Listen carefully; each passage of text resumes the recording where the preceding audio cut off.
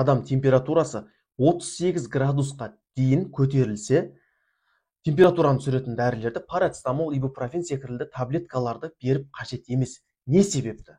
Достар, егерде дене қызуының көтерілуі жалпы адамның организмге түскен инфекция мен иммунитеттің күресіп жатқандығының көрінісі. Егерде дене қызуы көтерілген сайын адамның иммунитеті түскен инфекциямен белсенді түрде күресіп жатқандығының көрінісі болып табылады. Даже 38-5 градусқа дейін біз ешқандай таблетка берудің қажеті жоқ. Организмге бұл жерде мүмкіншілік беруіміз қажет. Өзі иммунитет жалпы. Иммунитет түскен инфекциямен өзі күресу қажет. Егерде дене қызуы 37-2, 37-5 болып тұр, оған парацетамол беретін болсақ, не болады? Яғни организмде иммунитеттің күресуін жалпы инфекциямен басып тастаймыз. Нәтижесінде адамның осы инфекциядан айығу уақыты жалпы кешеуілдеп отырады.